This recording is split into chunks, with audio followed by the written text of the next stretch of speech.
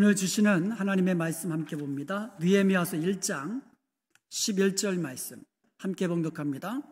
주여 구하오니 귀를 기울이사 종의 기도와 주의 이름을 경외하기를 기뻐하는 종들의 기도를 들으시고 오늘 종이 형통하여 이 사람들 앞에서 은혜를 입게 하옵소서 하였나니 그때에 내가 왕의 술관원이 되었느니라. 아멘.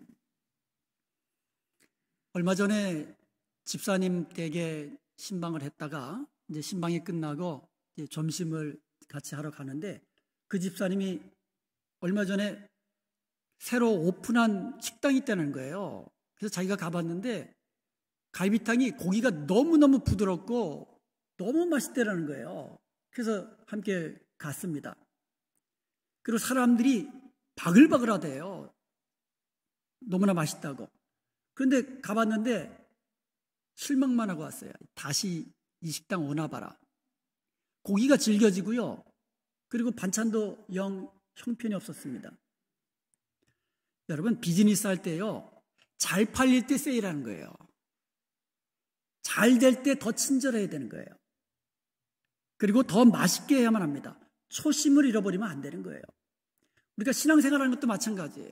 우리가 힘들고 어려울 때 보통 어떻게 합니까? 하나님 바라보고 하나님 의지하고 하나님께 기도하잖아요.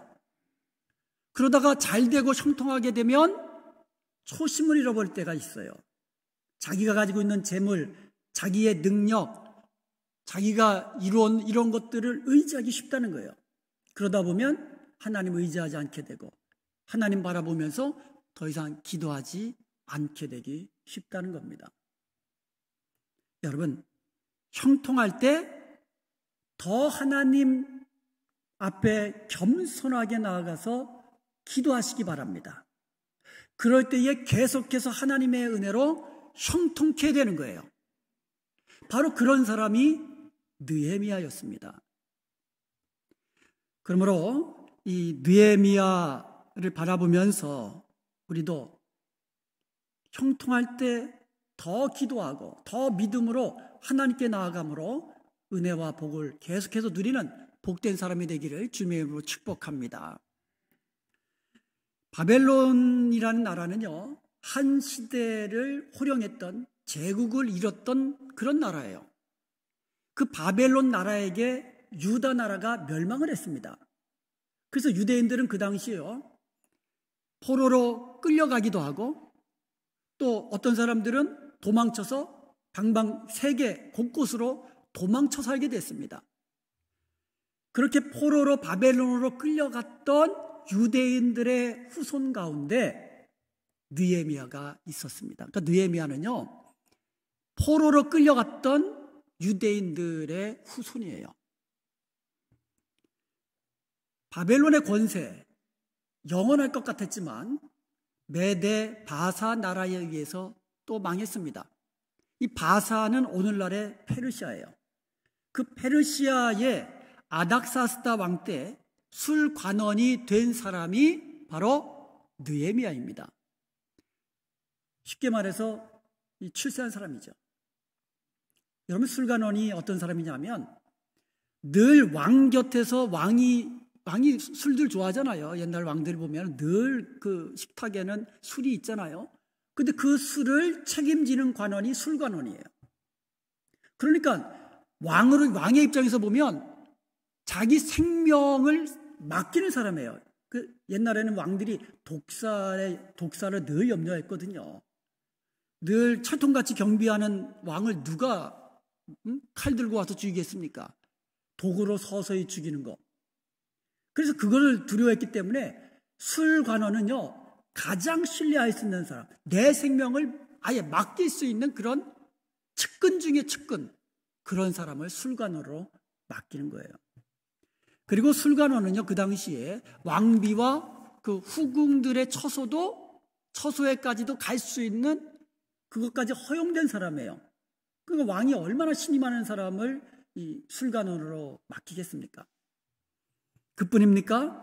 술관원은 늘 왕 가까이서 지내야 되기 때문에 예절도 바라야 되죠. 그 왕궁의 어떤 법도까지도 잘 알고 있는 그런 사람이어야만 합니다. 그러니 느헤미야라는 사람이 페르시아 제국에서 얼마나 이 부귀와 영화와 권세를 누리고 살았는가는 이거는 뭐 상상 이상으로 부귀와 영화 누리며 살았을 것입니다. 그러나 느헤미야는요, 그렇게 형통할 때에도요, 항상 하나님 바라본 사람이고요, 항상 하나님 의지한 사람이고요, 믿음으로 기도한 사람이에요. 그 결과 하나님의 은혜를 계속해서 누리며 형통했던 사람입니다. 그런 느헤미야는 과연 그 느헤미야의 모습은 어떠했는지, 그리고 느헤미야의 기도는 어떠했는지 그 말씀을 우리가 한번 살펴보기를 원합니다. 하나님께서 우리에게 주시는 이 말씀, 느헤미야의 기도에서 오늘 찾을 수 있기를 바랍니다.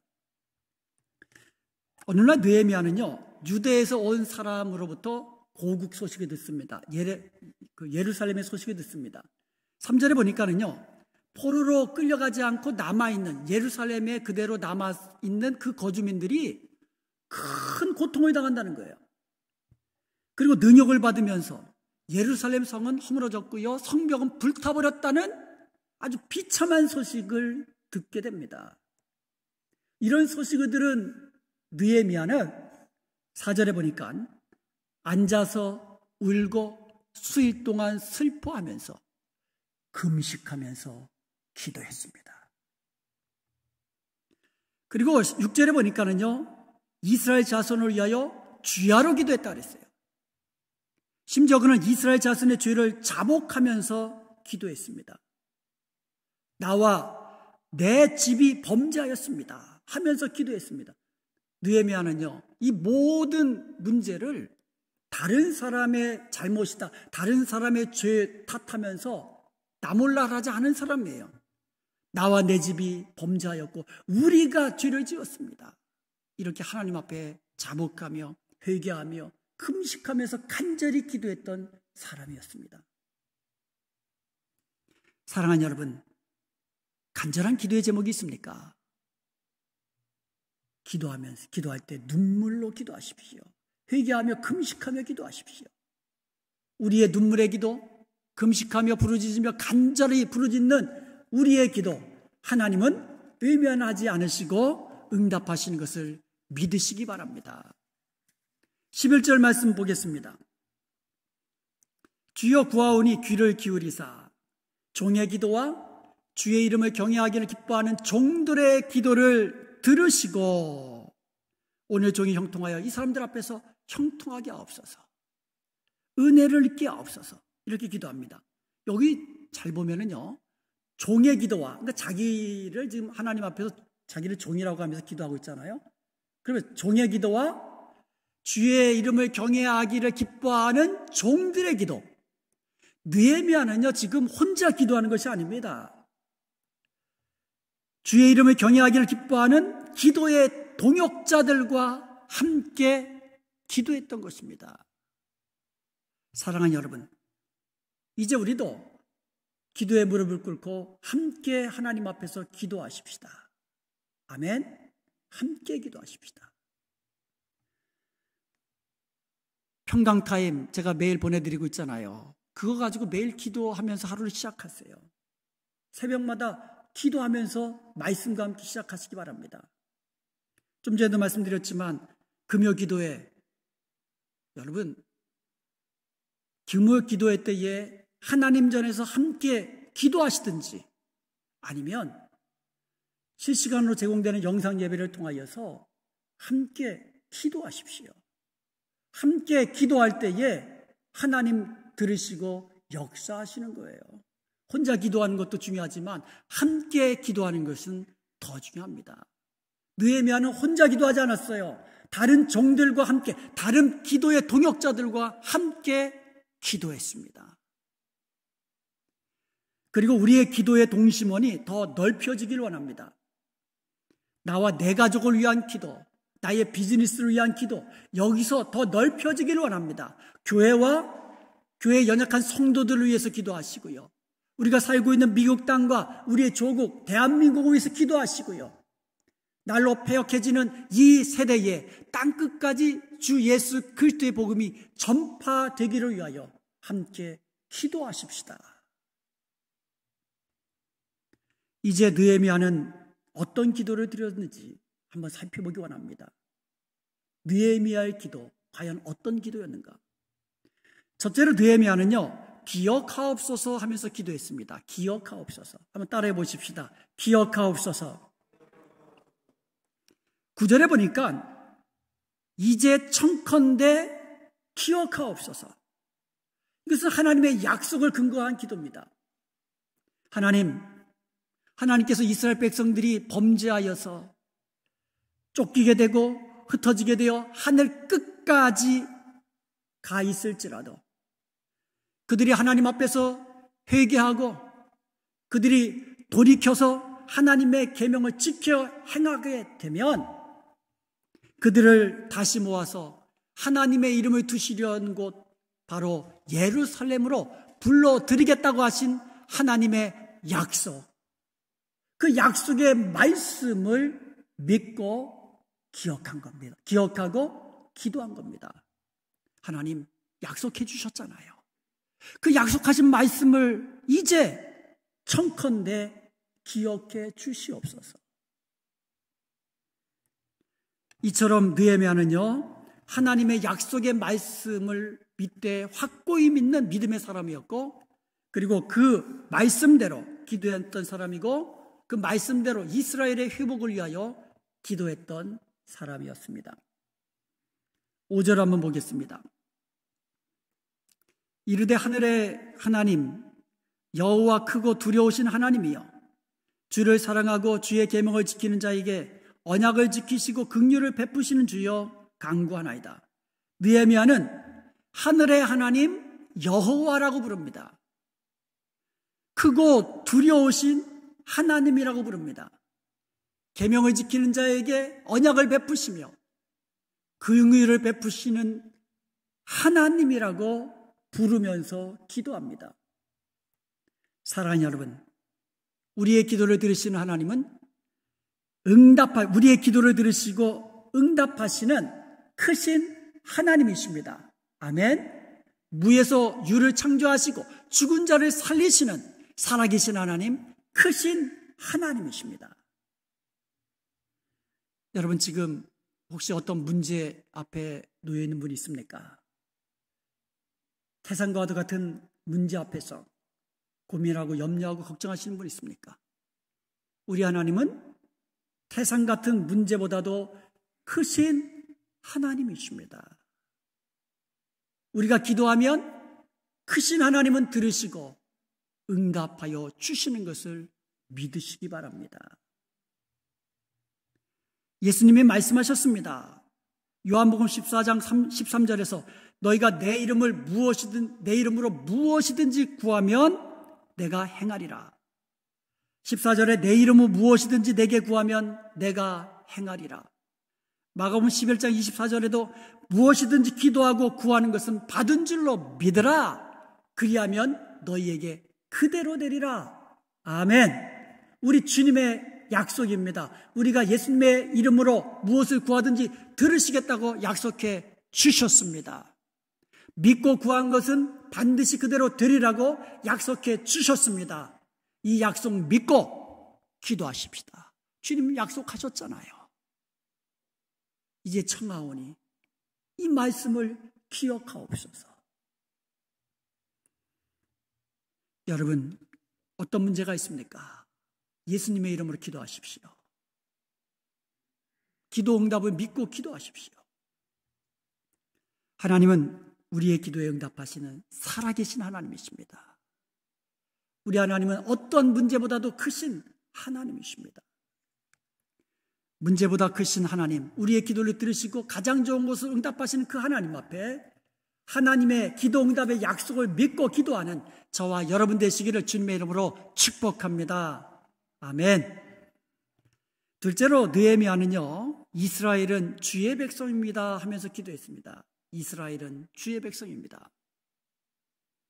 하나님, 이스라엘이 누굽니까?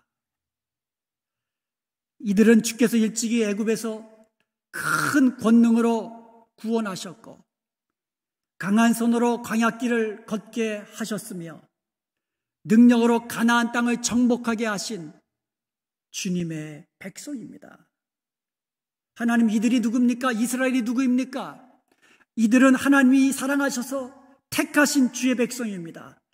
이들은 하나님이 언약을 맺으신 주님의 언약 백성입니다. 느헤미야는 이렇게 기도했습니다. 여러분, 우리가 누굽니까? 우리가 누구입니까? 우리는 하나님께서 자기 독생자 아들 예수 그리스도를 십자가에 내어주시기까지 사랑하신 하나님의 자녀들입니다. 아멘. 우리는요, 하나님이 이 세상 어떤 것과도 바꾸지 아니하시는 하나님이 사랑하시는 자녀입니다. 이런 우리에게 주님이 약속하신 것이 있습니다. 로마서 8장 32절에 보면 자기 아들을 아끼지 않고 우리 모든 사람을 위하여 내어주시니가 어찌 그 아들과 함께 모든 것을 우리에게 주시지 않으시겠느냐. 우리 하나님의 약속이에요. 이 약속 믿고 여러분 기도하시기 바랍니다. 우리는 하나님 앞에 구걸하는 게 아니에요. 아들로서 요청하는 것입니다. 예수 그리스도를 아낌없이 내어주신 우리 아빠, 아버지 앞에 구하면 독생자를 주시기까지 사랑하신 그 하나님께서는 어떤 것인지 주시지 아니하겠느냐. 이 믿음으로 기도하시기 바랍니다. 우리가 하나님 앞에 기도하면 하나님은 가장 좋은 것을 응답하시는 하나님이십니다. 왜냐하면 우리는 하나님이 사랑하시는 자녀이기 때문인 것입니다. 이것을 잊지 않고 기도하는 거예요. 그리고 세 번째로 느헤미야는요, 우리의 기도를 들으시고 형통하여 은혜를 입게 하옵소서, 이렇게 기도했습니다. 11절 한번 다시 봅니다. 오늘 종이 형통하여 이 사람 앞에서 은혜를 입게 하옵소서 하였나니 그때 내가 왕의 술관원이 되었느니라. 느헤미야는요, 이방 땅에서 페르시아 제국의 왕의 술 맡은 관원이 되었습니다. 그런데 아무리 자신에 대해 생각해봐도 이것이 하나님의 은혜거든요. 느헤미야는 하나님의 은혜로 형통케 되어서 페르시아 제국의 왕의 술 맡은 관원이 된 것을 경험했던 사람입니다. 느헤미야서 2장 18절에 보면 하나님의 선하신 손이 나를 도우셨다라고 고백합니다. 2장 20절에도 보면 하나님이 우리를 형통케 하시리라 말씀하고 있습니다. 그리고 느헤미야서의 맨 마지막이 13장 31절인데요. 거기에 이렇게 끝을 맺고 있습니다. 내 하나님이여 나를 기억하사 복을 주옵소서. 느헤미야는요, 하나님의 은혜를 아는 사람이었어요. 하나님의 은혜로 술관원이 되었을 뿐만 아니라 모든 것이 하나님의 은혜로 되는 것을 알았던 사람이에요. 하나님의 은혜로 형통케 되고 하나님의 은혜로 복받은 사람이 되고 이것을 아는 사람이었어요. 자신뿐만 아니라 이스라엘이 형통케 되는 것은 하나님의 은혜로 되는 것을 알았던 사람입니다. 요즘 권사님들을 신방하고 있는데요. 여러분, 권사님들 이제 90 가까이 되시고 90이 넘으시고, 그런데 이런 분들이 한결같이 하신 말씀이 있어요. 목사님, 내가 지금까지 하나님의 은혜로 살고 있어요. 모든 것이 하나님의 은혜입니다. 이렇게 간과합니다. 아프지 않은 곳이 없잖아요. 그렇게 연세 드시면은요, 늘 아픕니다. 얼마나 아프시면 이렇게 말씀하시는 분도 있어요. 얼마나 아픈지 1초라도 이 고통을 감해 주셨으면 좋겠습니다. 이렇게 기도하시는 분도 있어요. 사랑하는 여러분, 형통케 되길 원하십니까? 하나님께 은혜를 구하십시오. 아멘. 여러분의 자녀들이 형통케 되길 원하십니까? 하나님께 은혜를 구하십시오. 여러분의 비즈니스가 이 늘 하나님의 은혜 가운데 이 번성하기를 원하십니까? 하나님의 은혜를 구하십시오. 모든 것이 하나님의 은혜입니다. 모든 것이 하나님의 은혜입니다. 11절 말씀을 다시 봅니다. 오늘 종이 형통하여 이 사람들 앞에서 은혜를 입게 하옵소서 하였더니 그때 내가 왕의 술관원이 되었느니라. 느헤미야는 그의 기도대로 형통한 자가 되었습니다. 사람들 앞에서 형통한 자가 되었고요, 아닥사스당 왕 앞에서 은혜를 입은 자 되어서 형통케 된 줄로 믿습니다. 그래서 그는요, 형통케 된 그 하나님의 은혜를 가지고 유다 총독으로 자원합니다. 그래서 유다 총독으로 가서 거기서 예루살렘 성벽을 완공하는 일을 마치게 됩니다. 여러분, 우리의 형통함은 나 혼자 잘 먹고 잘 살라고, 나의 자녀들만 이 땅에서 좀 편하게 살라고, 평안하게 살라고 그래서 주신 것이 아니에요. 느헤미야는 자기의 형통함을 가지고 그냥 자기 왕궁에서 잘 먹고 잘 살고 평안함을 누리는 데 쓰지 않았습니다. 오히려 황폐해진 그 땅 예루살렘으로 자원해서 가서 거기서 위험을 무릅쓰고 성벽을 완공하는 일을 감당했던 것입니다. 우리의 형통함은 나아가서, 물론 하나님이 우리에게 형통함을 주시면 먼저 우리가 평안함을 누리잖아요. 그렇잖아요. 제일 먼저 평안함을 누리고 형통함을 누리는 것은 나와 우리의 가족입니다.